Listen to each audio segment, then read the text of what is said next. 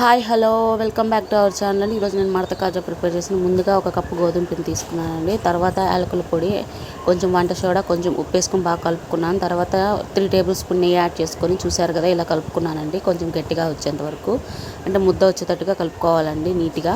ఇలా కలుపుకున్న తర్వాత కొంచెం వాటర్ యాడ్ చేసుకుంటూ మనం చపాతీ పిండి ఎలా కలుపుకుంటామో ఆ విధంగా కలుపుకోవాలండి. చూసారు కదా మనం ఎంత నీట్గా కలుపుకుంటే అంత బాగా వస్తుందండి. ఈ వంట సోడా ఎందుకు వేసానంటే కొంచెం మనకి కాజాలు కొంచెం ఉబ్బాలి కాబట్టి కొంచెం యాడ్ చేసుకున్నానండి. అలాగే మనం ఈ పిండి కలుపుకోవడానికి మామూలుగా వంట నూనె కూడా యూస్ చేయొచ్చు. నేను నా దగ్గర నెయ్యి ఉంది కాబట్టి యాడ్ చేసుకున్నాను.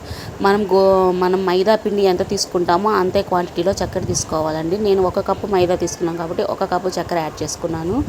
ఇలా అంటే లేత పాకం రావాలండి, ముదురు పాకం రాకూడదు. లేత పాకం అంటే జిగురు లైట్గా వచ్చిందంటే వచ్చింది అన్నట్టు చేసుకోవాలండి. మరీ ఎక్కువ పాకం అయిపోయినా కూడా ఏంటంటే కొంచెం ఆరిపోయాక కొంచెం గట్టిపడేస్తుంది. అందుకని చెప్పి ఇలా పాకం దగ్గర పడగానే మనం కొంచెం చూసుకున్న తర్వాత దించుకునే ముందుగా చూసారు కదా జిగురు ఎట్లా వచ్చిందో.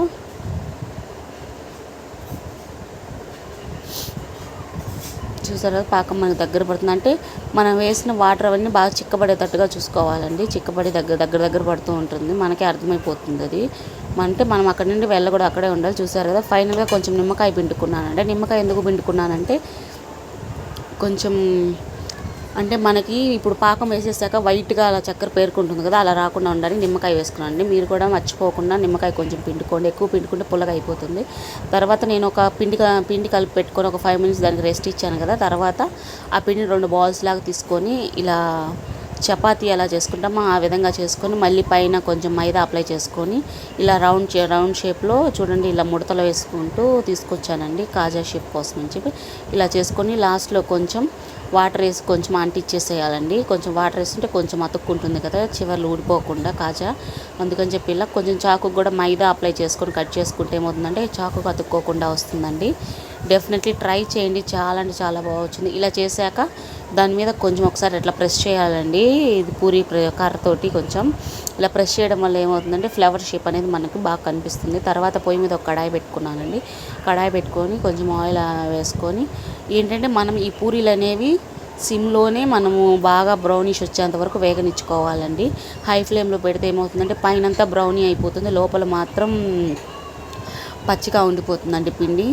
మీరు ఖచ్చితంగా లో ఫ్లేమ్లో ఉండే చేసుకోండి. అంటే చాలా ఈజీ అని చెప్పొచ్చు. అంటే నేను ఎంత కష్టమో అనుకున్నాను, మనకి ఎగ్జాక్ట్గా బయట షాపుల్లో ఎలా అమ్ముతారో అదే టేస్ట్ వచ్చిందండి. నాకైతే చాలా అంటే చాలా బాగా నచ్చిందండి. మీరు ఒకసారి ట్రై చేయండి, మీ ఇంట్లో వాళ్ళకి టేస్ట్ చేయించండి. ఎలా వచ్చిందో నాకు కామెంట్ చేయండి. అలాగే కొంతమంది నా వీడియోస్ నచ్చట్లేదు అది ఇది అంటున్నారు. మీరు నచ్చినా నచ్చకపోయి నేనైతే వీడియోలు చేసేదేనండి. నా గోల్ నేను రీచ్ అయ్యేంతవరకు నేను చేస్తూనే ఉంటాను. మీకు ఇష్టమైతే చూడండి, కష్టమైతే ఆపేసేయండి, ఏం ఇబ్బంది లేదు, ఓకేనా. చూసారు కదా ఫైనల్లీ ఇలా బ్రౌనిష్గా వచ్చేంతవరకు చేసుకొని పక్కన పెట్టుకొని ఇంకా మనం పాకం చేసుకుని ఆ పాకంలో వేసేసి ఒక 10 మినిట్స్ నాననివ్వాలండి. అలా నాననివ్వడం వల్ల ఏమంటే జ్యూసీగా అనిపిస్తుంది. చూసారు కదా దాని మీద కొంచెం బాదం పప్పులు అవి గ్రేట్ చేసుకొని దాని మీద డెకరేషన్కి వేసుకున్నానండి. ఎమ్మి మడత కాజా రెడీ అండి, జ్యూసీగా. డెఫినెట్లీ ట్రై చేయండి, ఎలా వచ్చిందో నాకు కామెంట్ చేయండి. నాకైతే చాలా బాగా నచ్చిందండి. మా హస్బెండ్ కానీ ఉంటే డెఫినెట్లీ టేస్ట్ చేయించేదాన్ని, బట్ మా హస్బెండ్ ఊరు దాకా వెళ్ళున్నారు. ఈరోజు వస్తారు, రేపు టేస్ట్ చేపిస్తాను. ఎలా వచ్చిందో చెప్తాను.